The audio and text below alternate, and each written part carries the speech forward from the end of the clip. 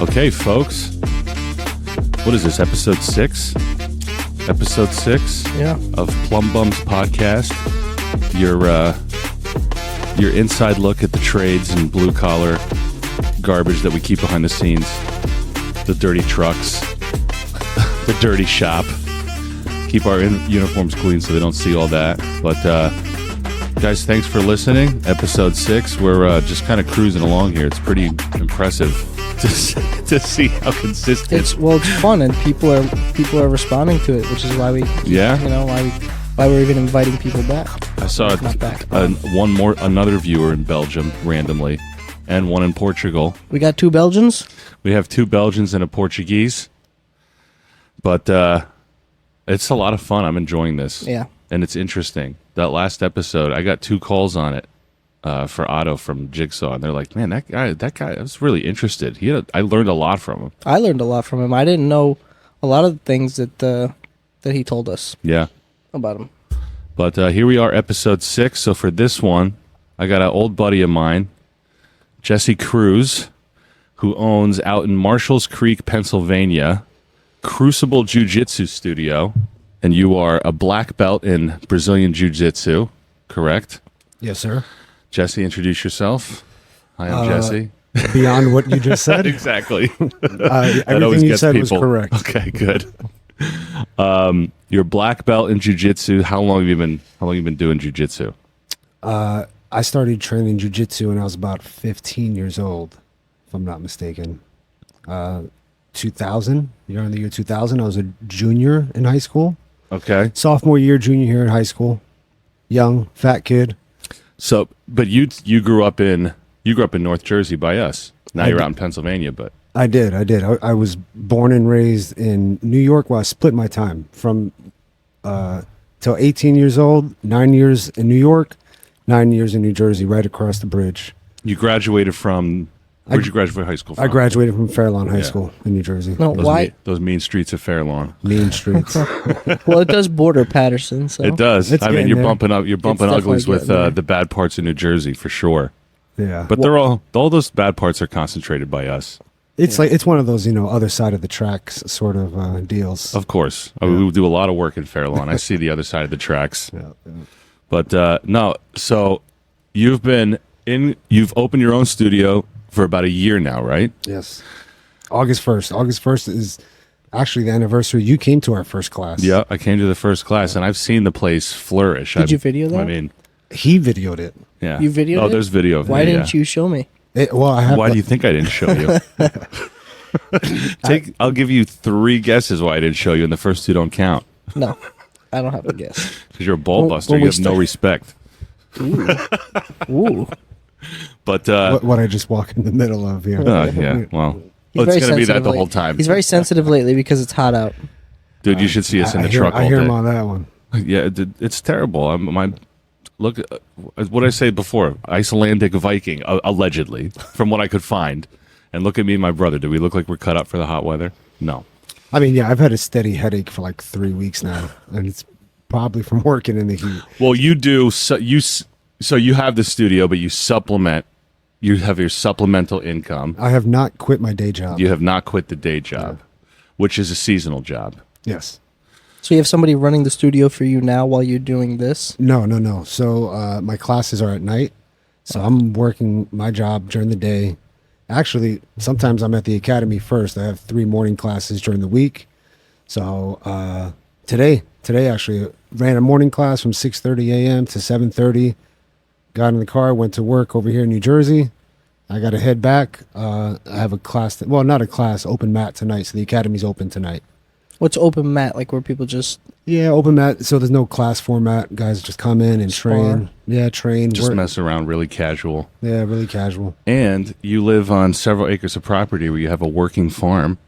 Yes. 4.7 acres. I don't know if I'd call it a working farm. It's a working farm. It's like you're drinking the milk, you're eating the eggs. Yeah. It's a hobby farm at this point, though. Nah. This guy's it's a hobby homestead. It's adorable. That's appropriate. A hobby It's homestead adorable. is appropriate. I remember when you bought that house, when you left Fairlawn, you bought that house. Yeah, You're yeah. like, yo, come check out my crib, bro. Like, check out what we found for the kids. And I remember the property over here, just this, Fairlawn properties, how they're just, eighth of acres. Driving down the street, and I pull him up on this beautiful property with a 200-year-old house. Yep. That's the coolest part. 1807 it was built, and it's got it inscribed on one of the cornerstones. Yeah, it's Yeah, beautiful. 200 something years old. Like 200, yep. the kitchen with that huge stone fireplace where you look at it and you can like literally picture like old colonial women just baking bread and stuff. You can see the burn marks in the wood Yeah. over the Yeah. stove. Yeah. Yeah, it's very nice. No, it's awesome out there. But and then I remember you were building the studio. We got some boys in there to just really bust ass to get that thing done, and it's beautiful. Thank you. It's so nicely designed. You have like the bags that roll out on the track. The logo's great, but no, I'm impressed with what you get done in life. You have 4 children. You're married with 4 kids. You definitely impress me. Here's the biggest reason why you impress me, because you're like kind of a hippie guy. You do like to lay back and maybe puff a little bit, and you do that and get everything done. And I do that on the weekends and play computer games all week. Like I won't even get out He builds of roller the chair. coasters. He's showing me on his iPad. Like, look at this roller coaster park that I just built. I'm like, Dude, I'm a long-time roller coaster tycoon fan. I've been playing it since the first one. I love that game, but I can't. I see you getting so much done, and I'm trying to sit in the grind, and this guy I'm impressed. You impress me. Well, thank you. But from my perspective, it kind of just feels like I'm trudging along on a path that I don't know. It feels different from my perspective, Well, of course. Do you think that that's because of your military background? Because he told me that you were in the military. Yeah. So you are disciplined, obviously. One with jiu-jitsu, but Actually, you know what? You said 15. You started jiu-jitsu, so take us back to 15. So Yeah, that's actually a good place to start. Like I said, I kind of mentioned it in passing, but I was a fat 15-year-old. I was very like my tendency, my default is that lazy 15-year-old, who just like wants to drink Oreo shakes every night and fast food. That's like my default. And to your point about discipline, I had to like pick myself up out of that. That comes from kind of there's like a little bit of a family history with that. I would say like my environment growing up just kind of lent itself to me being that way. I mean, and you have faith in the Lord too. We've talked about that on the show. That was a long path. That's Yeah. a whole separate story. We've had a lot of debates about that, which have actually been really interesting. And I wish I had these microphones back then. But I mean, we both come from the Christian faith. But the way you got there, like I was born a pastor's kid, but you, not at all. I was raised in Catholic school. Yeah. And then eventually went to public school, and my family's kind of just like your average family. Right. They go to church on Sundays, but Yeah. there wasn't really a super solid foundation of faith, I would say. And so I kind of fell out of it in my adolescent years and young adult years, like most people. Right. I think it's a pretty common story.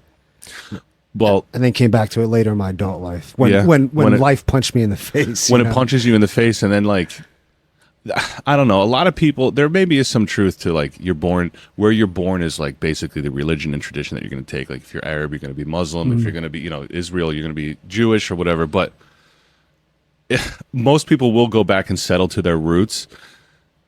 It's not saying that there's anything like unobjective truth or about it, whatever. But you're going back to your comfort zone. But when you hit it in adulthood, and all that stuff comes back as a kid.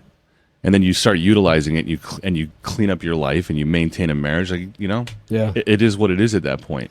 Well, there's another side to that too, because a lot of times people carry a lot of resentment for what they Right. maybe were brought up in. That is very true. And that was kind of true with me. I think when I strayed away from whatever faith I had. Is that what drove you to join the military? What in particular? Just trying to kind of. No, that was more like me trying to. So, like I said, back to where I was, fat 15-year-old, kind of struggling to find like an identity. You're in your adolescence. You're turning Right. into a man, And it's like, okay, what's my identity? Am I just this kid who sits here and plays video games in my basement and is overweight and this and that? And so, I mean, I won't bore you with the details of all, how I came into mixed martial arts and jiu-jitsu particularly, but I started watching some tapes. I saw some fights, as a young kid, my interest was piqued in these guys using these techniques to subdue stronger, bigger guys, fighting on the mat. There was a lot of like mystique around like the Gracie family. Yeah. You would hear their name in an event and be like, they talk about this family who's beating all these guys. And I didn't know what that was. I caught it one day randomly on a like public broadcasting in my grandmother's house. Who is Gracie basically? The godfather of this sport, right? Right. So there's a family, the godfather would be Helio Gracie. Okay. And he's before our time. So when I was coming into the sport, I was watching the next generation of Gracies fighting. So that would be Hoist Gracie, who most people might know as the first UFC champion. He was a 3-time UFC champion. He's the son of Helio Gracie. Okay. And Helio Gracie, he learned jiu-jitsu from a Japanese master. Okay. The Japanese master was traveling to Brazil on business, was a business partners with Helio's father. And as part of a business deal, offered to teach jiu-jitsu, the Japanese style of jiu-jitsu, to the two brothers, to Carlos and Helio. And from there, they kind of took it, Brazil is a unique environment. Right. Japan's a lot more traditional. Right. Brazil is a lot more rough and tumble, street fights. So they had to make it a little more practical. So the jiu-jitsu kind of developed in that route of being street fight savvy, applicable to real life situations. About how many years ago? This was in the 20s. Okay. 1920s. Or that I think it was early 1920s where the first jiu-jitsu academy was established, if I'm not mistaken. Did you train jiu-jitsu in the military? Yes. Okay. Yeah. You joined jiu-jitsu before military? Yeah, so I started training jiu-jitsu when I was 15, started losing some weight. Around the same time, I was having a similar, collision course, I guess you could say, with the military. I'd always had an affinity for the military. I used to go visit the Intrepid Museum in New York City. Took the pictures, and I was a G.I. Joe maniac, all that whole deal. So eventually when I became a young man, and I started training jiu-jitsu, started kind of feeling good about myself, losing some weight, the Marine Corps kind of came back into view. And that became a goal of mine, I would say, seriously around my junior year of high school, because from my junior year to my senior year of high school, I actually lost 70 pounds. Wow.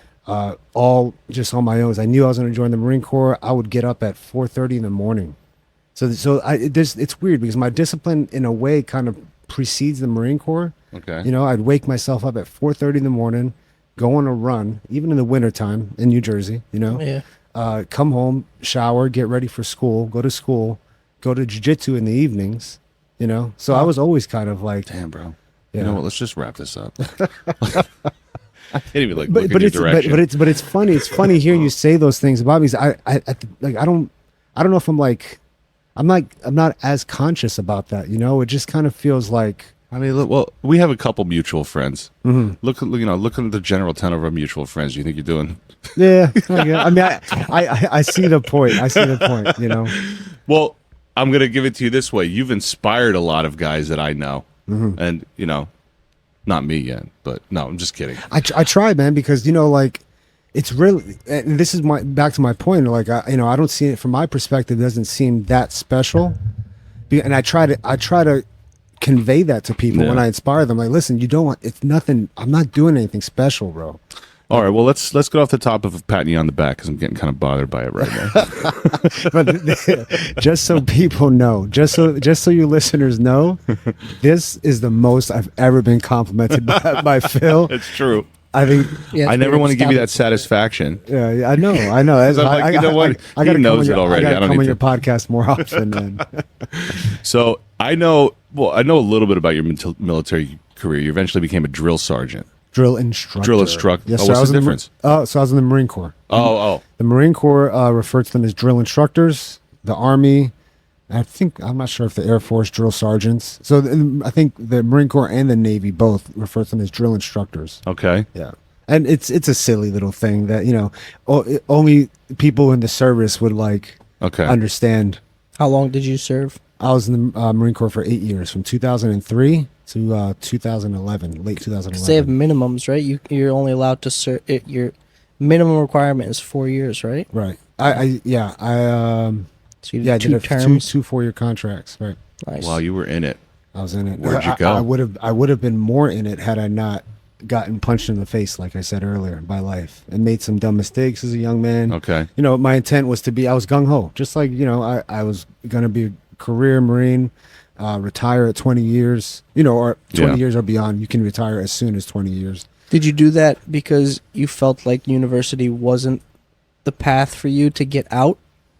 Yeah, absolutely. I was a pretty terrible student. Yeah. I wasn't dumb, but so I always tell this story. Like, we're in English class and we have a book that we're reading for English class.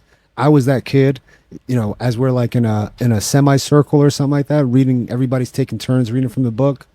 I have my own book. I'm reading something completely separate, maybe like a David Icke book or something like that, And then it was my turn to read, and I put my book down and pick up whatever the class was reading. Yeah. And that's just the way I was. I didn't really care too much about academic achievement or anything like that. Yeah. Where did you? I mean, you served in pretty interesting places. Where'd you serve? Oh, I did one. I was actually very fortunate compared to most Marines of my generation. Yeah. I did one 6-month tour in Fallujah, Iraq. Wow. Whereas I would say most of my peers at that time were doing at least 2 or 3 Really? deployments. Oh yeah. And if you're in the infantry, if you're like a grunt, which I was, and I was a radio technician, but if you're in the infantry, man, 2 or 3 deployments was probably on the light end. So joining the military with noble intentions, seeing that defending the country, without scratching too deep, how do you feel about the military the state of the military today? I mean, well, so you touched on it, but that whole experience actually played a big part in my development as an adult, and like my development of faith, Right. And my awakening to the realities of the world. Okay. Coming out of like a naive sort of state, and then realizing I played a part in something that was not what I had perceived it to be. Yeah. And that that shatters a person, especially if you, having been directly involved in some of the things I was involved in. Yeah. Nothing, and I'm nothing too crazy. I don't have a combat action ribbon, but I did serve as in force protection. So we were outside of the wire, so to speak, and we did patrols, and we were in the villages. I was, face to face with the locals, saw the kids, was involved in some operations where, the kids are, people are in danger, and it's no matter how you try to paint it, it's it's a very unique situation, let's say. Of course. And so from that perspective, then coming out of that naive phase had a little extra weight for me because of my experiences, for sure. When did you met your wife in the military? I did. Yeah. That was 2010. She's in. I hope I got that right. Sure. You know what? Go home, find out, and then I'll edit this. I won't post it until I edit it. Sounds good. And it'll just be my voice. Sounds good. 2011.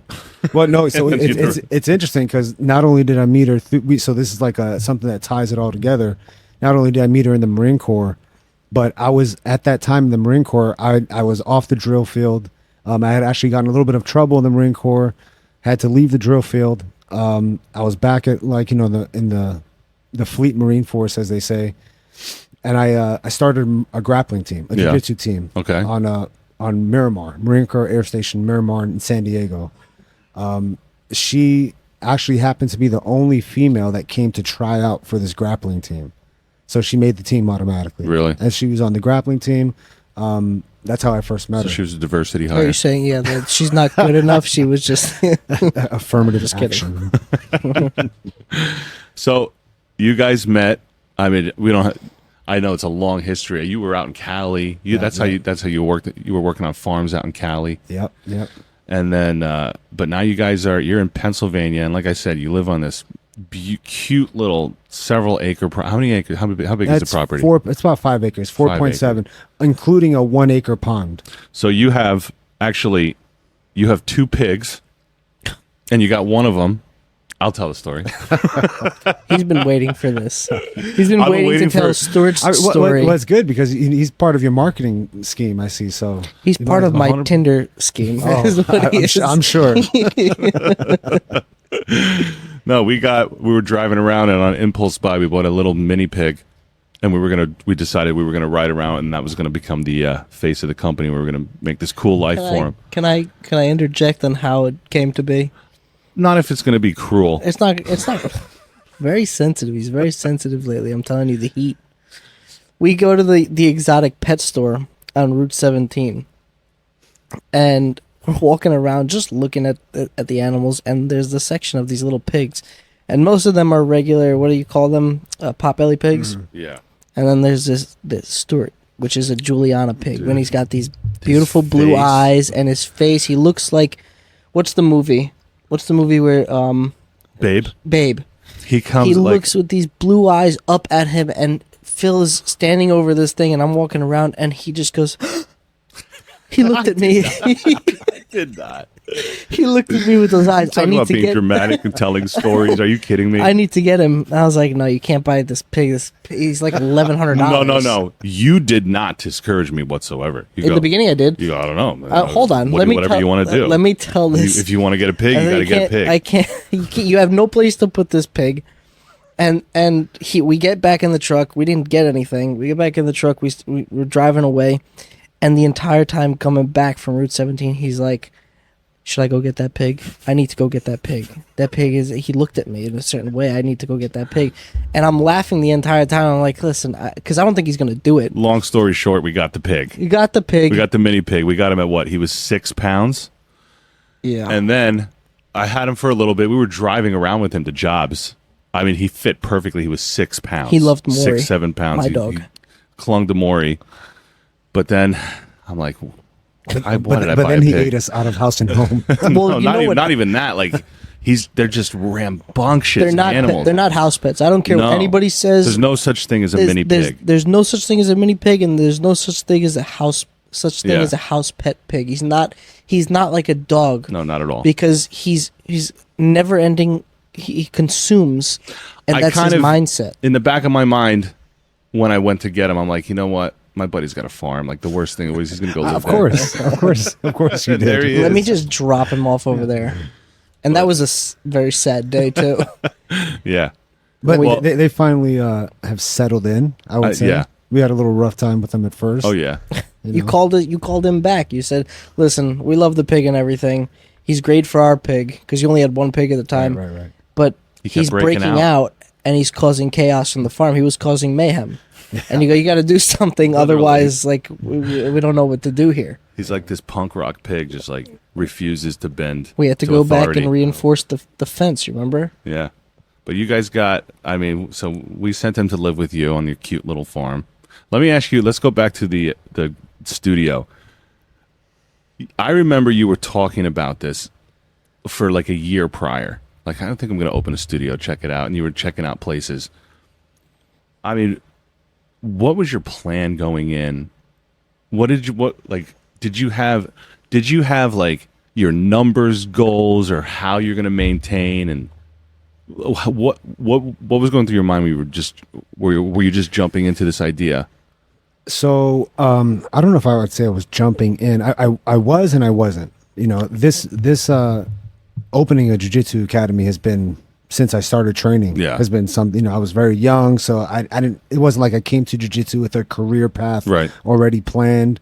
It was always something I want. Even with the Marine Corps, like I said, my plan was to retire after 20 years, have that safety net, that pension, and then have the freedom to open up academy. You know, so in that sense, I wasn't just like jumping in.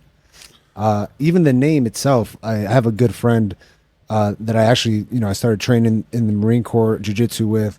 He runs an academy in Texas right now. I forget the name of the town where it's at. Huntsville, Texas. Okay. Me and him originally had thought about opening up an academy, and we came up with the name Crucible Jiu Jitsu. And for people who don't know the significance of the name Crucible, the culminating event of Marine Corps boot camp is called the Crucible. So it's a 54-hour training evolution at the like in the last 2 weeks of boot camp, and the recruits are in 54 hours maybe have about 3 hours of sleep, like a 2 MREs or an MRE and a half to ration out over the 3 days. I think in the course of 54 hours they hike something like 48 miles. Wow. Complete a bunch of different obstacles.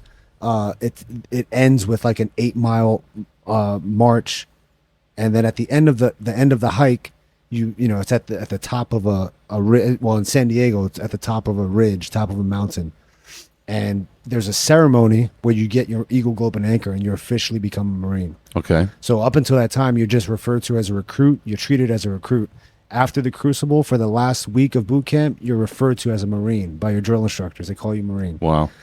So it's the culminating event of boot camp, the Crucible. The definition of Crucible itself is a situation of severe trial in which different elements interact, leading to the creation of something new. And so for me, coming from the Marine Corps, with my background in the military, it just felt apt, and it applies very much to jiu-jitsu and how the benefits I feel like jiu-jitsu gives to the practitioner. You can watch to the development of somebody from when they come into an academy and they put on a white belt, and the progression through the belts. I mean, their facial structure literally changes. The people actually change through jiu-jitsu, obviously because of the physical aspect of it. Well, get into why people should do jiu-jitsu. Oh man, where do you want me to start? This leads into it. So the physical aspect of it, of course, you're gonna lose weight, you're gonna get in shape. And so you see that physical transformation in people. I have a few students myself. I'm one of the guys who trains with me. He's down maybe about 40 pounds. Wow. I think his wife has lost a equal type of amount of, relationally to her body weight. She's lost a big amount as well.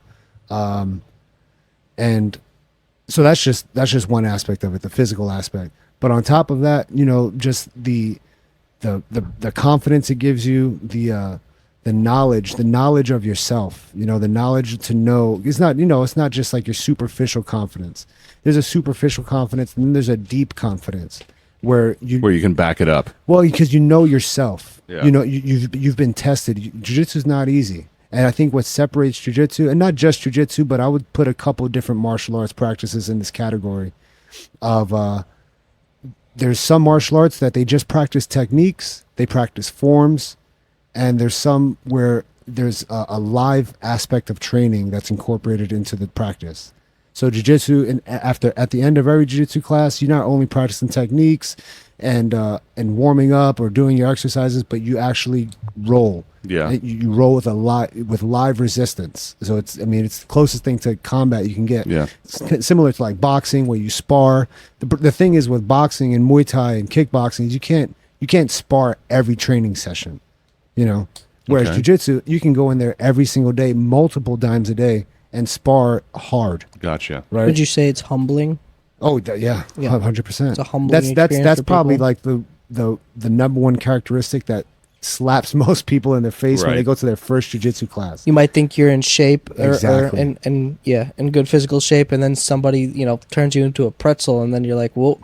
Even before that, they realize they're not in shape. We just run a couple laps around the mat. Yeah. Well, yeah. I mean, I had friends that were wrestlers in high school, and I'm in shape, and they're not people that I would mess with because I saw that the stuff that they did with training, because wrestling is involved in jiu-jitsu. Oh right? yeah, absolutely. Wrestling's another one of those arts. Yeah. Where there's a different quality to it, and you can see it in a wrestler. So this is a good example. Most people might not understand the jiu-jitsu analogy, but most people have grown up in high schools where their friends were wrestlers. Yeah. You can usually tell a wrestler just by their physical appearance, by the way they carry themselves.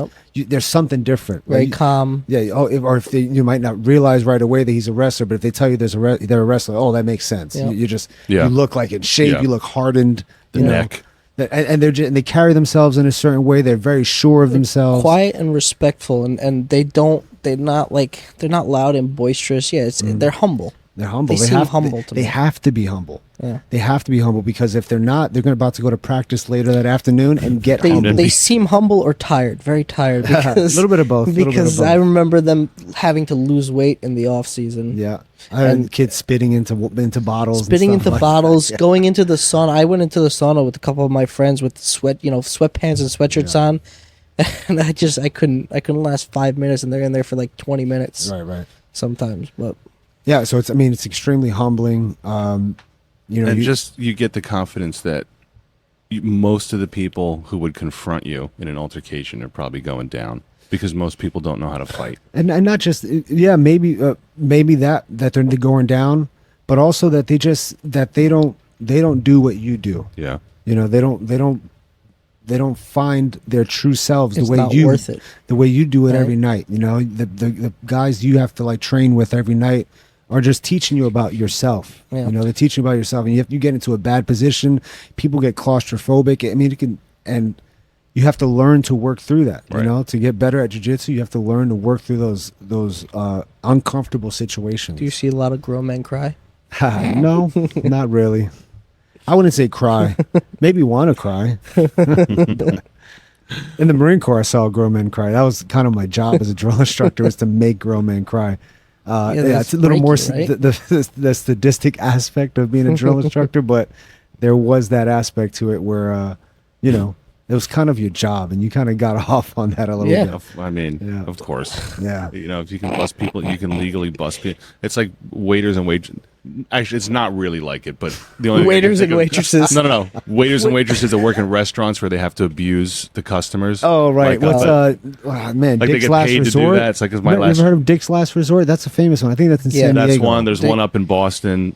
They got a few all around. Oh yeah. Okay. Yeah. There was one in San chain. Diego that I knew about. But it's like you're walking out, like you're serving the tables. Like, I just told this Karen off, and like I get paid to do it. I don't like it. I don't like it. I mean, it was it's our job to stress these recruits Yeah. out.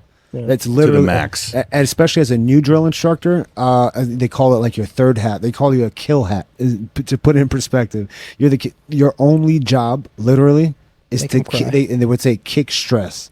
You're not teaching them about drill. You're not teaching them about this. You're just stressing these kids out as much as you can. That's crazy. All day, every day. I mean, how close does like television and movies get to that? Not very close. I mean, there's some good documentaries that you can go out there and kind of see a little more what it's like. Yeah. But like, what you call it? What's the big one? Full Metal Jacket. Yeah. Right, R. Lee Ermey. That's more of like. That's early though. That's early. Yeah, that's early. But it's almost like a comedy take on it. Like the stuff he says. Like the stuff he says to the recruits. Yeah. Just like one-liners. Yeah. Whereas we're kind of more like demons. Right. We run around screaming like banshees and just like that kind of stress. Not like gotcha. I'm gonna make fun of you with a joke kind of stress. I gotcha. Yeah, I'm gonna scream in your ear and make you like shake and you know. Yeah. What was that project that they in California? What was that movie where they did a project on? Back in the 70s, Yeah, prison. they The did a prison prison- project yeah. starts with an S. I can't remember, but Scared Straight? No, this it is was like the Stanford. Stanford yeah, experiment, Stanford. something Yeah, like yeah, that. Yeah, when you give somebody a little bit of power, A and little they bit, just yeah. they They take off completely with take it. off overboard when Yeah. they have and that's So- scary stuff. Let me get back to the Jiu Jitsu studio again. What are the benefits? Of course, there's benefits, but sell people on getting their kids involved in Jiu Jitsu and fighting and stuff like that. Yeah, I mean, so the benefits that apply to adults, I would just say only amplified because it's, these kids are sponges. At that they're point. sponges, and you're just setting a foundation. Yeah. And so, like for me, I started when I was 15, and everybody, this is common across the board. Everybody who trains jiu-jitsu, who gets into jiu-jitsu, they always say, "I wish I would have started earlier. Yeah. Man, if my parents would have put me in this as a Yeah. kid, because they look at like wasted time where they kind of wallowed in this space of like not knowing themselves or engaging in a practice that was so fulfilling. Yeah. Right. And I mean, you teach kids. You I see teach kids. the change. In I just teach my a couple own months. kids, You kids.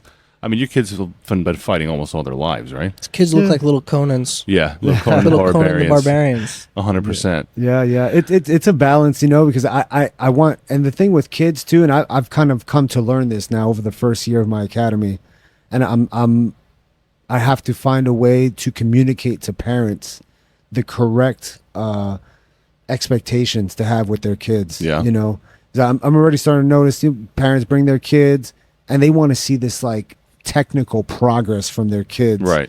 over the course of a few months. And it's like, listen, that's really not even the goal at this Right. point. Some academies, that's the goal. Some academies are very competition driven, and some of the best cream for the crop will travel to go to these big academies, the best kids in the country.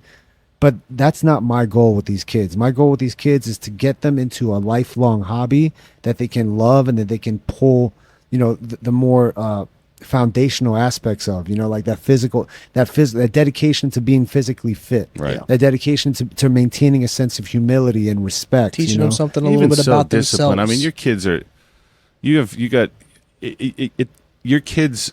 You can see that they train in something that gives them discipline. I mean, you got great kids, and you've trained a couple of our mutual friends' kids, and you've seen the growth in Jules. Yeah. I mean, she's doing great. yeah. I mean, I see pictures of her and just killing it. Dude, she's the best. But that's what most kids in our society, they lack any sort of discipline, any sort of anything in life. But this is to my point where I have to communicate to the parents, because I'm noticing that the parents let their kids, they'll pull their kids out, or they'll just stop. The kids can't drive themselves to jiu-jitsu.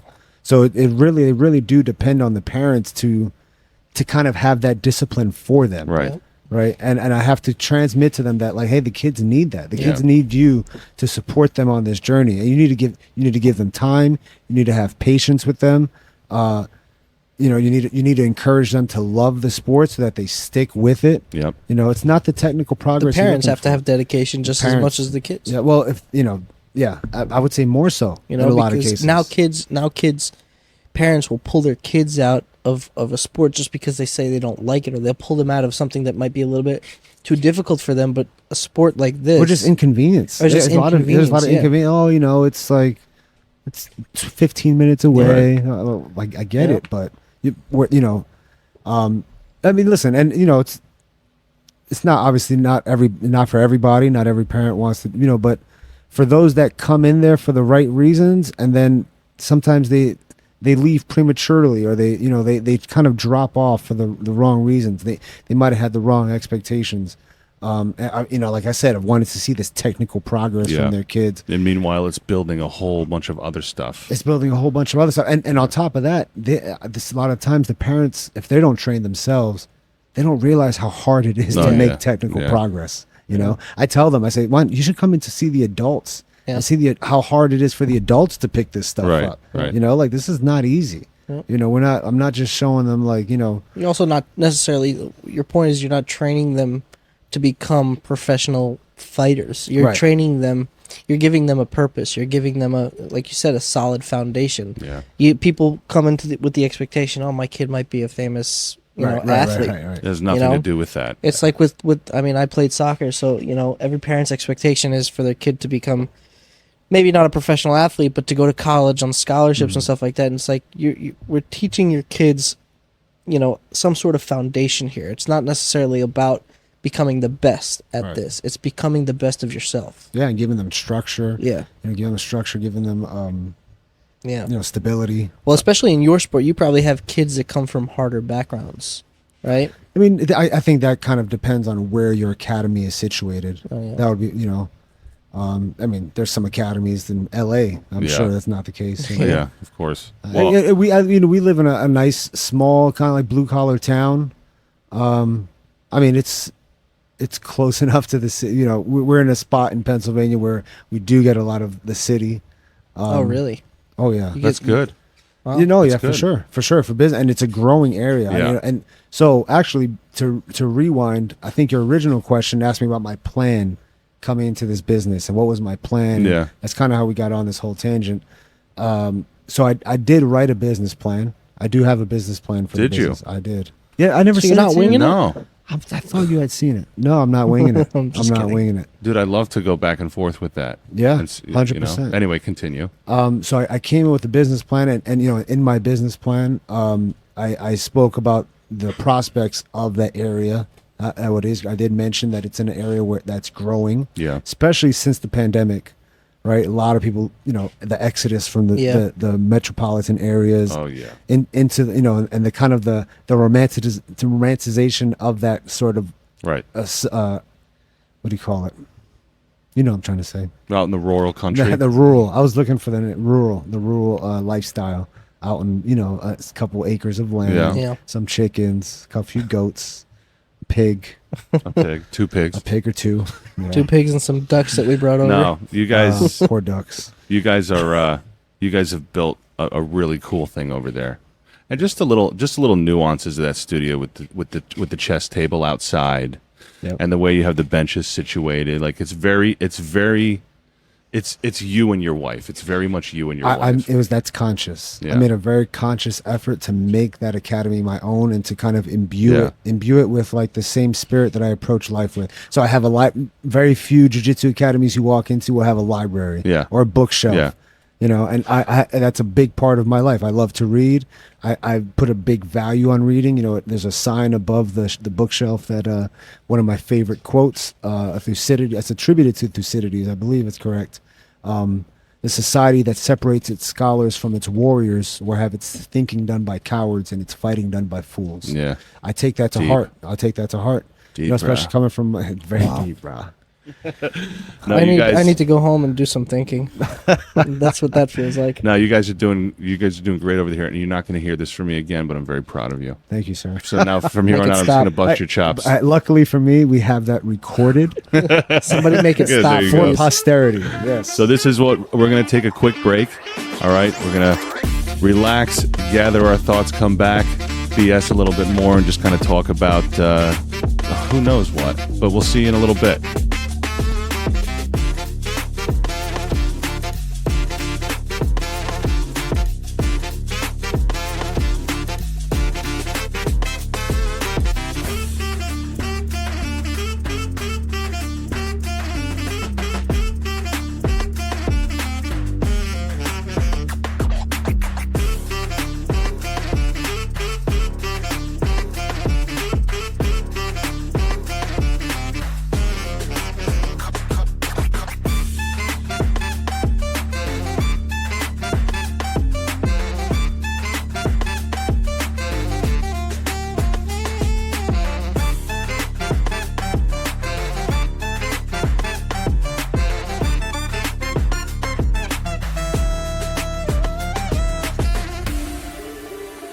What was that?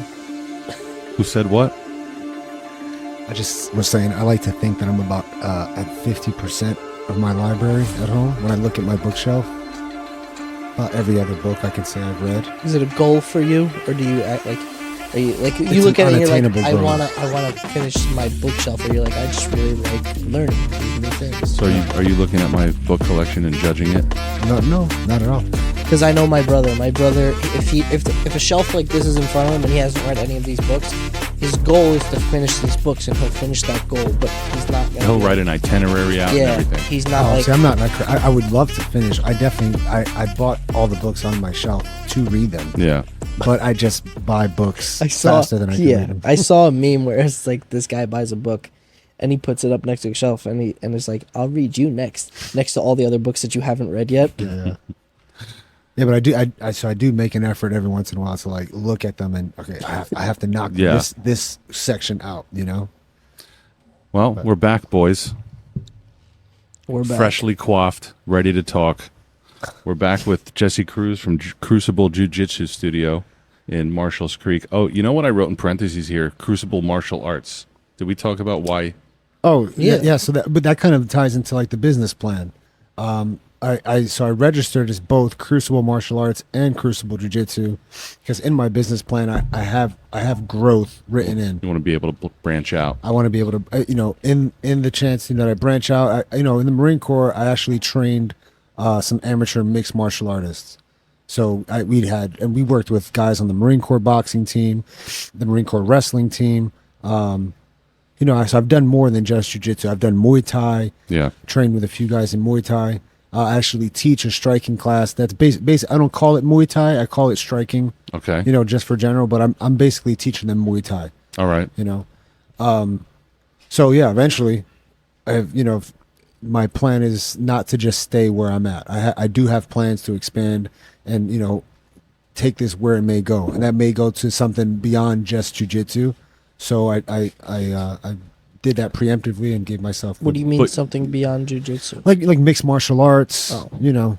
A gym that maybe that's like 50% jiu-jitsu, something that's big enough to house a jiu-jitsu program, an official Muay Thai program, maybe a boxing gym, all of that, fitness. Well, all that's little bit of gonna. everything. I mean, so branding's got to be a big point of your business plan. Right. Then. Huge on branding. Yeah, and I think like you kind of touched on that with like the design of the academy, right? And kind of like the theme I have going. So the Crucible, I kind of went off of the Crucible theme, where the pursuit of jiu-jitsu is part of a whole to develop your character in general. That's why I include the chessboard, right? Yeah. There's kind of like more of like symbols for, okay, we're not just training our body, we're training our mind. We have books here, we're training our spirit. There's a big spiritual aspect to the logo.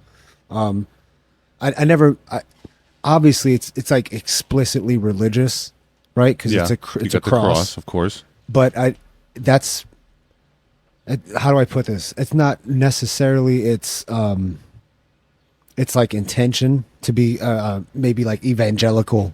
You would think I'm not like using it to try to push a religion. No, but right? it's it's representative of that bigger theme, of that Crucible theme. Being a better version of yourself, you think? Yeah, going a process that transforms you, a process of suffering where you come out the back end something new and something revivified or something redeemed, right? Nice. And so it kind of plays into that whole. That's my approach to jiu-jitsu, right? So it's deeper than that. I'm trying to portray what my philosophy behind the practice of jiu-jitsu and now the teaching of jiu-jitsu to others. I'm not just trying to teach you a set of techniques so you can go out there and be a badass, right, in Hoboken on Saturday nights or something like that. I'm trying to make better people. Just give me a couple of drinks, I'll do that.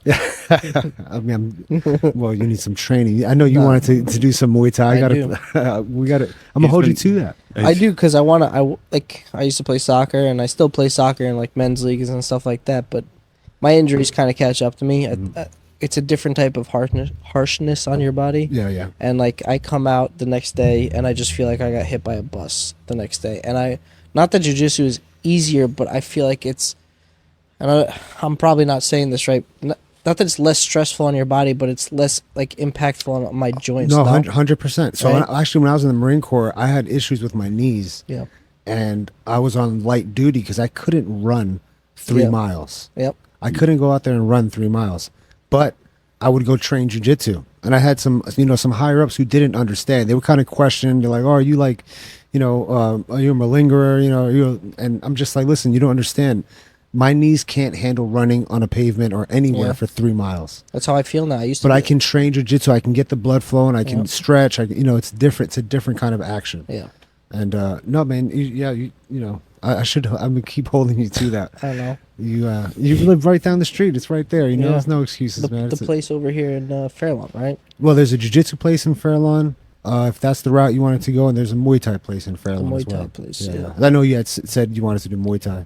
Yeah. And that's cool too. That's just a great workout. That's it too. Like it's just a great hobby to get into. That the benefits. I mean, it's so obvious to put discipline in your life where you don't have discipline and all this stuff. Okay, finish your thought, but I already have the answer to that. Nobody has. So I'm just going to answer you preemptively. Nobody ever has the answer. Yeah, but I really don't have the answer. No, I know you really don't. It's funny. My situation's different. We trained last night, and last night we actually, we're a new academy. I have pretty much all beginners, so it's a unique kind of experience. I have to bring everybody up from like ground zero with their jiu-jitsu. Dude, I'm gonna be honest. Sometimes like I'll go through life and like I'll be in a convenience store and there's some stupid altercation up at the cash register, and I realize like I'd get my ass kicked. Yeah. Like I really have no recourse. He Like I'll talks- throw maybe I have brute strength and like I'm a big dude, but that only goes so far. I literally have no stamina. Yeah. Listen, somebody taps you on the chin. If you don't know how to take that, if you're not trained in that, if you're not experienced, you're going down. And it Well, yeah, doesn't have just- to be a hard tap. It can be a very light tap, and that is it knocks your brain. My father was a fighter. Or more than that, if you just like don't have that Are experience you of saying ever if someone being taps touched. me, I'll go down? Oh, no, he's- not what I mean. He's I mean, saying you have a glass jaw. No, I Seriously. mean, listen. There's like if you can just like lightly knock yourself on the chin, and my father always told me because, like I said, my father was a fighter, and he goes, if you the chin shocks the brain. Oh yeah. You yeah. can be this badass. You can think that you're the toughest guy in the world. If somebody hits you on the chin, even with a little bit of force, it's knocking your brain and your lights are out. You know. So more than that, even to get more specific with it, it's not that it might like knock you out or knock you unconscious. If you're not used to, or if you've never felt that before, Yeah. just what it does to you psychologically is even more so, of effect. Yeah. Because I actually have a story with this pretty recently Okay. where there was a guy, kind of had a big mouth, very big ego. Yeah. We ended up actually sparring, and I caught him with one straight right to the jaw. Yeah. Okay, and I didn't. We were just sparring, so I didn't knock this guy out. But his reaction to it, it was so clear he had never been touched like that in his life. Like he grabbed at his face, and this is what happened. If you've never, the first time you've ever sparred, if you ever get hit, you just like. It was almost Look. like it was lucky he was in a controlled situation. Yeah, right, Yeah, right. where there's people around. You have the But just headgear to and stuff. see that reaction, you can see it in the eyes. You can see the body language. you feel good, huh? Well, no, I'm just kidding. Yes. Come on. That's right. Don't I come mean, out of my really. studio and challenge me. That was a long time coming. I mean, listen, and on one level, maybe because of the ego of the guy, but in the moment, actually, no, it didn't make me feel good. I felt very dissatisfied with Yeah. like, come on, bro, like, You can't take one. like that was I nothing. set aside like an hour for this. I Yeah. drove all the way down here. That's But funny. no, it was. So yeah, Most of the population has no idea what to do if an altercation had. Like if someone comes at them. the famous Mike Tyson quote, and everybody has a plan until they get punched in the face. Yeah. Right? Yeah. Yeah. There's Or two- same thing with jiu-jitsu. It's like everybody has a plan until they get taken to the ground. Yeah. And then they're like, another famous jiu-jitsu quote is, the ground is my ocean. I am the shark, and most people don't even know how to swim. Yeah. And that's really what it's like. Well, you can't- see videos of like a dude on another dude having pinned down, just punching him in the face. Like that guy on the ground has no recourse if he doesn't know how to get out of it. There's a famous video of most people are familiar. I don't know if they're not. Former UFC fighter Matt Serra. He's a Renzo Gracie black belt. He's an OG in the game. He beat GSP famously Yeah. for the title years back. There's a famous video. He was in Vegas and he got into an altercation at a restaurant. You can YouTube it, Matt Serra altercation with a drunk guy or something like that. And he's holding this guy down in the middle of the floor of the restaurant. He has him by his two wrists like a kid. Yeah. And this kid is like, this guy's trying to fight back and he's holding his wrist. He's saying, come on, guy, calm down, Yeah. calm down. Just like they're just playing with this guy. Well, that's what it is. Like you can be as strong as you That's want. There's a humiliating. different type of strength when it comes to fighters specifically. Like that's why I would never mess with my wrestler friends because like I said, I was strong and in shape and everything like that. But like, you can blink your eyes and my friends who are wrestlers could turn you into a pretzel and you don't know where you are. You can be in such great shape and it doesn't matter. Like you see, jiu-jitsu has taken this world by storm in the last few years. Oh yeah. And We can talk about that as well. Yeah, everybody seems like they're doing jiu-jitsu. And somebody said like if you see a guy out at the bar and you get in, because people get into confrontations, but if you see that the guy's got cauliflower ear, walk away, because that guy knows how to fight. Don't just buy him a drink and go walk away. Why is jiu-jitsu blowing up? Well, Besides Zuckerberg aside. there's a lot of different like influencers. Who's the other one, the big one right now? Guy who played I think Zuckerberg was the big one, yeah, Zuckerberg's a big one. man, his name is escaping me right now. The creator of Facebook big and movie that. star. I'm trying to think of a role he played with, but I'm not really a movie guy. Yeah. The only movie I really watch is like The Big Lebowski, you know. So I'm not good at like pulling stuff off. The It top of my really head. is. It'll come to me. It is the only movie you ever. Tom watched. Hardy. Oh, Tom Hardy. Oh, he's doing jujitsu. Yeah, now? he's actually doing really. He's like a blue belt. He's making a lot of waves because he's winning tournaments. Really? Like you Well, have a he's lot jacked. of you have a lot of celebrities that kind of train jujitsu on the low, but not very many that go out there and then are winning tournaments and stuff like that. Yeah, But that's that pretty started- crazy. I didn't know that. That Yeah, started with he's him done in that. The Warrior, the movie with him and it's two brothers that are. Oh right. He played a fighter. Yeah, and he was a Marine and he was a fighter, and that's actually based out of Jersey. They're based out of Jersey. They went their tournament that they fought in. The two brothers fought in was in Atlantic City. Oh, how about that? I Yeah. haven't seen that movie, but No, you yeah. should. And what other big roles does Tom Hardy play? Either way, there's a lot of celebrities, things like that are kind of spurning, interest in spurring interest in the sport. Do you think it's too much though? Because I think UFC too trendy? Not necessarily trendy, but it attracts a certain type of person too. Oh yeah. But you And always have that in jiu-jitsu. Even when it wasn't popular the way it is now, you always had that aspect of, because of the nature of it. It's fighting and it's associated with fighting. You always had those those characters who would kind of come in and out. I would say now more than anything, there's that just like every industry, there's that social media effect, where you have like these social media characters. So that's another aspect of the growth of the sport, obviously, is social media. Right. Yeah. And the sport itself is blowing up. So you have UFC now getting behind specifically jiu-jitsu and grappling events. Yeah. So more than just throwing on mixed martial arts fights that kind of put jiu-jitsu on display through the fighting, they're doing actual jiu-jitsu tournaments, and they're putting on like a UFC Fight Pass. There's a tournament called the UFC Fight Pass Invitational, and they bring a lot of the biggest names. The biggest name in grappling right now is a guy named Gordon Ryan. He's a New Jersey guy too. Yeah. He trains with Tom DeBlas, Ocean County Jiu-Jitsu down south Jersey. I just feel like it's breeding a lot of. Not that it's breeding a lot of. I think, like what I said before, you're getting a lot of these guys that are. I don't know if they're disrespecting the sport or if they just feel disrespectful out in public. Like, I remember I did watch an episode of The Ultimate Fighter with my friends, and Dana White kicked couple guys off the show, and he goes, "You're the reason why the sport gets such a bad rap. Do you think it's getting because it's becoming so popular, it's getting a good name, but it's also getting a bad name. You get the good with the bad." Like in everything, Yeah. you have to take the good with the bad. It's What the heck is that theme song? You take the good, you take the bad. The Facts Music of Life? Man. Facts of life, baby. That's all I could think of while you were talking. Trudy. Trudy. That's just the way it's going to be with everything, especially as the sport expands, like as a business. Yeah. Right. These fighters are now making money off of their matches. It's become that kind of a sport. Where back in the day, I mean, like there was no money in it. There was no. I mean, even to own an academy, to make money from an academy, you probably had to be So like there's no interest? I mean, maybe I don't know. I'm not really sure. I wasn't in the business at that time, so I can't really call it. I mean, it just wasn't known. There just wasn't any notoriety. It was just getting off its feet. Like you have to know about something in order to. So it's very underground. Like when I got in jiu-jitsu, I had to find it. My local yellow pages. I found an academy.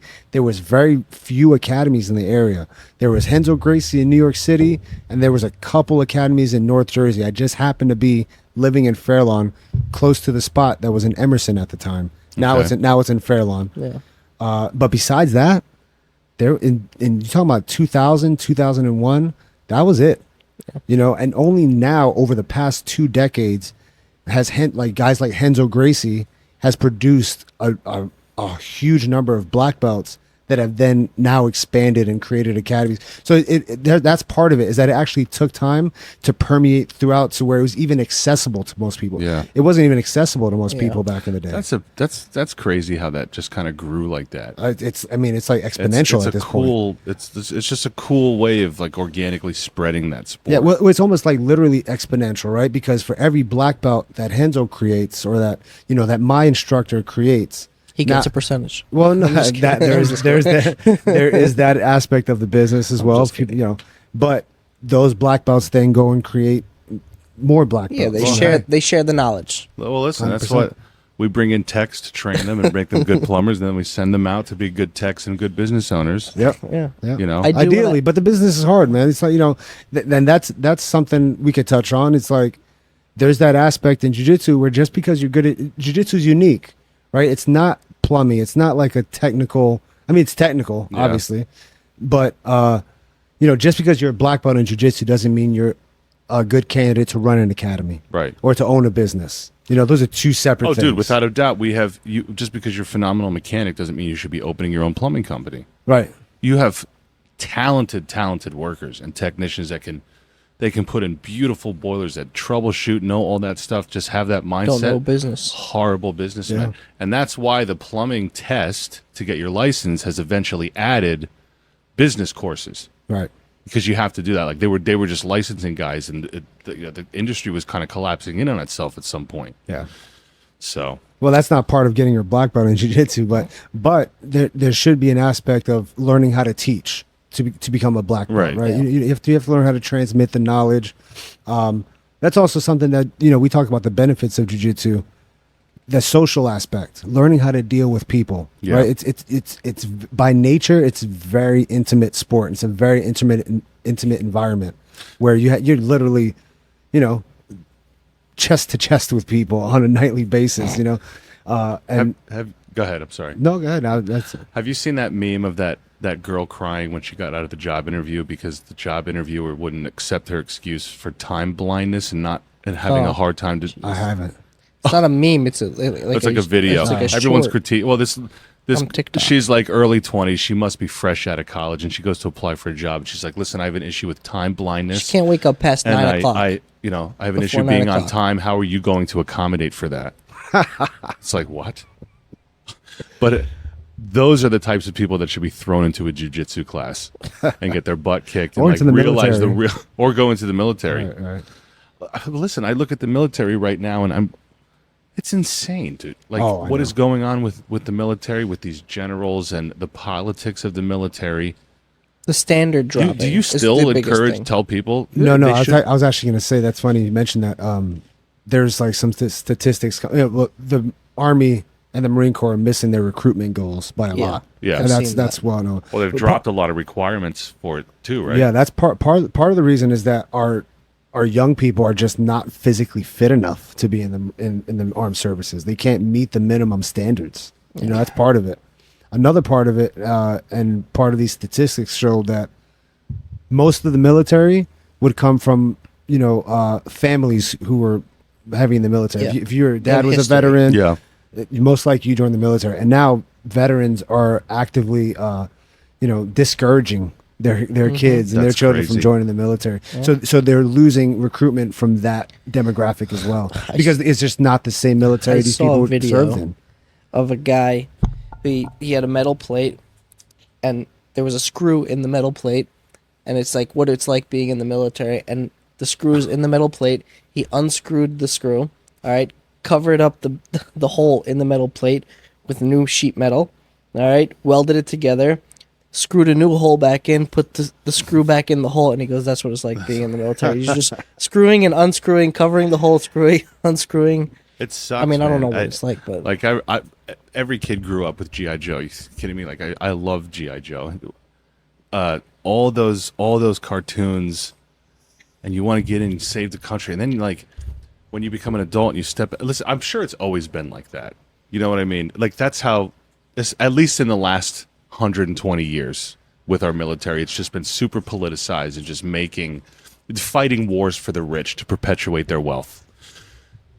But kids grow up with those dreams, and then you get there, and it's so disheartening to realize that our defense system is in such shambles, so politicized at this point where, like, how do you even salvage something like that? war You know? is glorified. War used to be glorified. Like being a fighter used to be glorified. Yeah, I wouldn't say war was glorified, No, but no, being a warrior being was. a warrior was glorified. This is because my father was in the military, and he was a fighter in the military, and he goes, it was a glorified thing. That's why he became a fighter. He in his head, first of all, you're a young man, you got a lot of testosterone. You're like, I want to fight, and I Yeah. want to fight for my country. And after his service, he came out, and I wanted to serve in the military here, and he goes, "It's not. Don't do it. It's not what you think it is." Don't do it. Right. So it's funny. Jiu-jitsu kind of like helps like fill that gap too a little bit, because it's like the conquering spirit that men generally have. Like that avenue of, it's another avenue to be a warrior, to fulfill that warrior spirit, and that's it kind of leads back to, like I said, with the quote of society that separates its scholars from its warriors. So if we don't cultivate that warrior spirit enough, especially in our young men, we're gonna weak men create hard times. Yeah. Right. Hard times create strong What men. are the type of guys you look up to? In any aspect. Doesn't have to be particularly jiu-jitsu, but like, I know you're a huge reader. Yep. You're a smart guy. I'll give you that too. Today. Today and today only. Stop. I always knew you felt this way about me, Phil, I See the way that they're looking at each other. The two of them. Because I look at this guy, light-skinned Puerto Rican with these piercing blue eyes, military experience. He's a you good guys should looking have man. got the video up and going for this one. You would have got plenty of hits. Okay, now we're pushing it. I'll have to come back when you get the video going. You're going to lose about 20 pounds, too. Oh, yeah. No, not uh-oh. This is the humility. I need this. This is a real life example of humility. And this is jiu-jitsu me gives telling you that. Isn't that terrible? I needed to lose probably 30 pounds. I'm 10 pounds down from I where- almost said 30. No, 20's right. 20's right. 20's right. Yeah. Yeah, you don't want to get like... More like 18, about 18. I know where my goal is. I know where I'm at. Well, I mean... Okay, hold on. Before you even ask your question, I'm sorry to interrupt, make but it like good. he knows you. He said 20 pounds. He's rounded it out. 18. Like in your head, that's your. I think that's how. Not dedicated. Dedicated is not the right word, but you're like very aware. Well, jiu-jitsu down gives to you the that. number. Jiu-jitsu gives. I'll bring everything back to jiu-jitsu. Yeah. That's another benefit. At the beginning of the podcast, I think you asked, like, why should people train jiu-jitsu? I think over the course of the podcast, we've kind of touched on a lot of different reasons. Yeah. Another big reason is jiu-jitsu puts you in touch with your body. That's another, I guess you could say, blind spot or a weakness of our today's society. A lot of unhealthiness going on, just in general. America specifically is one of the biggest, biggest pharmaceutical industry, and Everything is treated with a drug. everything's treated with a drug. Nobody's in touch with their body. They don't even understand. They just, doctor, what pill do I take? Right. Instead of what do I have to do to my body? What so that it behaviors can- do I have to change? What behaviors do I have to change? What habits do I have to make? What is my ideal weight? Where do I have to be to feel my best? Yeah. And jiu-jitsu puts you in touch. When you don't feel your best. Yeah. When your body's not reacting the way it should be. You're a little more sluggish. You're not as quick as you should be. And then you start to see those patterns. Okay, 18 well, pounds. I felt my best when I was at this specific weight, Yeah. and that's where I need to get. Yeah. So, I had a knee surgery in February, not as an excuse, because we don't make those around these parts. It's all right. Continue. I had a knee surgery in February. I'm coming off a torn labrum, about 4 weeks into recovery for a torn labrum in my left shoulder. 23 years of jiu-jitsu, 8 years in the Marine Corps will take a toll on your body. That's one thing. I'm going through that stage in my life where I've trained hard, very hard for many years. You're not 40 yet, right? I'm not even 40, bro. It's not about your age. I'm It is, 37, though. but I've put a lot of miles. You don't take there's exactly. miles. It's about the miles. Yes. It's about how many Listen miles. to the 28-year-old. It's okay, but how many times you see me? How many times you see me coming to work limping? A lot. And you exactly. 'Cause you're and- crapping. No. It's the miles. It's No, the it's- miles. Listen, 20 years of jiu-jitsu is about right for when you should see some major things breaking down. My back is, over the past few years, my back is starting to broke down. I have 2 herniated discs, one in my neck and my lower back. Like I said, I just had my second meniscus repair on my right knee, and these things. And now it's just kind of like a matter of course. I kind of just have to roll with the punches and try to do my best. I opened the academy, and it's been a bit of a challenge. I've opened this academy. I have these brand new students, and half of the time I've been out with injury. So I'm very. Do you have any teachers? that work? I'm No, the it's only just one. you. Me and my wife. My wife wife helps me. does My it wife's too? a purple belt, and she helps me out what she can. But she's very busy too. So it's like Yeah. if I'm not teaching, she's with the kids. We got the kids running around the academy. Set a And goal of you- yours to hire And you guys. homeschool your kids. Oh yeah. She does the bulk of that as well. Yeah. But we do homeschool our Four kids. kids homeschooled. 4 kids homeschooled. And I hear that's probably the smart decision out where you're at, because we've seen some of the literature that comes out of the school system. Listen, that's a smart decision where everybody's at. Yeah. In my opinion, It's like nationwide. we've had a couple instances where we can go on real tangents on the political scene, Yeah. but this is one of them. Don't get me started on the school system in this country. I think Parents should be plugging into their public school system if their kids are still there, for sure. yeah, oh yeah. I think most parents are disconnected. right, 100%. They're just kind of business as usual, get them to school. Yes, You know? Well, I there's I think it's part of the tragedy of it is that's become the norm, to where the state is expected to kind of raise our children for us. Yeah. And Well, there's they'll a do it. Or to stigma. co-parent. They There's will a do it stigma that happily. comes with homeschooling your kids, and I've been to your house, and I've seen your kids, and I've talked to your kids, and I've seen their interactions and everything, and they're smart and respectful, and your kids don't watch TV almost. I've never seen them watching TV. Really. This summer they've been watching a Yeah, lot of TV. gotta I fix always that. see your kids reading or outside playing, which is not something that I can say about my family's younger kids. Yeah. Because and I think that comes with your mentality and your wife's mentality. But like I said, there's a stigma around homeschooling, but your kids seem more normal than the kids that I've seen around our area. Yeah, the stigma is socialization. That's a lot of the stigma. They say, "Oh, you're gonna have weird kids," but you have plenty of friends with kids that bring. And every time they come over, there's like 10 kids just having being fine socialized. Yeah. So you don't have to be in a prison environment. to be Yes. like there's a level of socialization that goes beyond anything that's productive. That prison analogy is so true. Most public schools look like prisons. Like they're just built like prisons. There's literally hundreds of students in these schools, and so I'm not sure how big they think the social network really needs to be. Yeah. You just need to be in an environment where there's hundreds of people around. No. But how big was your social circle in school, really? Yeah. At very big. most a dozen people that Yeah. you could say that you were actually Exactly. friends with. Yeah. Right. And so if you can recreate that without, the extra hundreds of kids that might also just be bullies or, drug dealers or Weighing your kids down, Right. you know? So that it's kind of a bunk argument, really. They're not really in there socializing with hundreds of people. Okay, so save me that. Yeah. We build community around our kids. We get our kids involved in activities. They play baseball. They do jiu-jitsu. They play whatever sport they want to play. We actually are involved in a co-op too, a homeschool co-op. So a couple times a week we go to a church and there's other homeschool families. We all come together. The kids have that environment. I taught a history class for those kids. So it was That's cool. That was a cool experience. It's a learning experience. You just It goes back to what he said. You do a lot. You do 2 jobs. You work a day job. You own a studio. You teach your kids. You have what'd you call it? A humble homestead? humble homestead. A little humble homestead. And It's like- to be fair, a lot of that stuff you just listed off is not just me though. The Yes. homeschool is primarily my wife.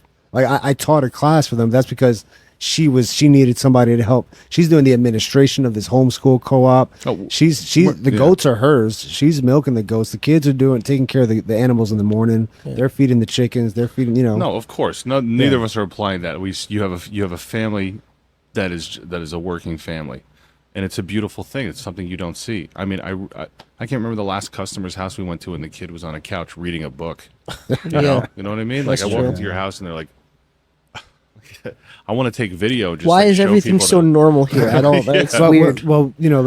that leads back to everything we've kind of been talking about. Me and my wife, we set the example. That's not by accident. Of course. So they're reading because we're reading. point. If we sat around and watched TV and weren't going to train jujitsu, I mean, it'd be very easy for them to, they would have a solid argument as to why we would expect them to do that. Yeah. Right. That's a solid, and that's how a lot of kids grow up with that sort of that resentment towards their parents, because a lot of parents are like that. I'm not really going to do any of this, but I want you to excel in this. I want you to go to this activity, go to that activity. Yeah, and they see their parents, and their parents kind of like, are fat. Maybe they're overweight. Maybe they're, Oh yeah, it'll never last. It'll never last. Never. Or as soon as they're 18, what you've just built in them is a kind of resentment rather than building actual habits or actual. The do as I say, not as I do it'll destroy your kids. Like you'll never succeed with your kids. And I don't have kids, but it's the logical. If you're not giving the example, kids. We said it before. Kids are like sponges. Yeah, they're soaking up less of what you say and more of what you're doing. You know what I mean? I want to get back to. I had asked you before, like a couple of influences, like the guys that you look up to, pertaining to the sport, or That's a good question.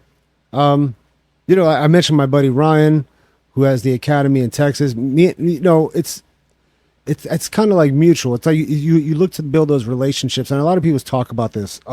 You are the people that you surround yourself with, right? And that kind of, if you hang around with losers, everybody knows this is very innate and obvious. If you hang around with losers, you're gonna pick up those habits.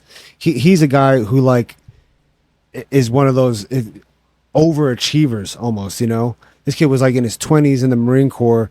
He's a Marine Corps martial arts instructor. He was training jiu-jitsu. This guy's got 2 master's degrees. Okay? Really? Before he was 30. He was active duty in the Marine Corps, and he got 2 master's degrees. He wrote a book. He took the book to #1 on Amazon Prime, best-selling Amazon Prime. Get out of here. He's a firefighter. He's a jiu-jitsu black belt. Plug his book. The Art of Self-Leadership by Ryan Reed. The Art of Self-Leadership by Ryan Reed. Yeah, I think I'll post the information in the description. Yeah, I'm pretty sure I have that exactly. He's a buddy of yours? Yeah, he's one of my best friends. We talk almost every day. I know you read a lot of Jocko Willink. Yeah, so guys, and there's that whole community, right? Jocko Willink. I listen to Jordan Peterson a lot. I think that's pretty common these days. Like those guys are very influential and like ubiquitous for like a good reason. I think a lot of guys in the jiu-jitsu community, it's sort of explicit. This whole notion of like self-improvement isn't like exclusively my sort of philosophy at Crucible Jiu Jitsu. Yeah. Right. So I just expound that, kind of make it a little more explicit with my academy, but this is universal. You go to most jiu-jitsu academies, you're going to be uplifted by people who are trying to improve themselves in multiple different ways, always and forever. Yeah. It's built in, and jiu-jitsu as a process like teaches you that there is no finish line. Listen, go ahead. There's the famous cliche, when you get your black belt, it's like a new white belt. Like you start all over again. Okay. So there is no finish line. It's always a process. It's the meat and the potatoes of it is in the process itself. The process of learning jiu-jitsu, the process of improvement, the process of self-knowledge and self-awareness. It's inherent in the practice, and that applies to, you learn that applies to everything in your life. Well, I think, and just to kind of wrap it up and touch, kind of put everything together. You have something to say? You want to interject? No. You better wrap that gavel up, B. Yeah, whenever somebody says wrap it up, I just think of the Chappelle show. I'm over here talking about the jiu-jitsu, and the wrap it up box. He's just getting into it. He pushes the head of his lawyer. That's what you need. When you get the video podcast, you need to have a wrap it up box on there, and then whenever somebody starts rambling, you just hit the wrap it up box. I could do that. But what I think is important about what jiu-jitsu and generally just doing a disciplinary hobby or sport or something like that is what is missing in a lot of the men in this country, in the developed world in the West, is that we're complacent and lazy and procrastinating and obsessed with our phones and just decide to not plug into our families and stuff. And I think that this is kind of why I wanted to have you on, because jiu-jitsu, it's a no-brainer that it's going to work on all those areas of your life. Oh, yeah. Yeah. Dude, thank you so much for coming on. It was a blast. I learned a lot. I was super interested in what you were saying and like the perspective of that. But dude, yeah, thanks for coming on. Thank you guys for having me. Appreciate it. Sure. Thank you. All right, guys. I'll be back once you guys get video. Absolutely. All right. And I'm serious about the 20 pounds. Me too. 18. Me too. All right, folks. Thanks for listening again. We appreciate it. Plum Bums Podcast. And we will talk to you next week.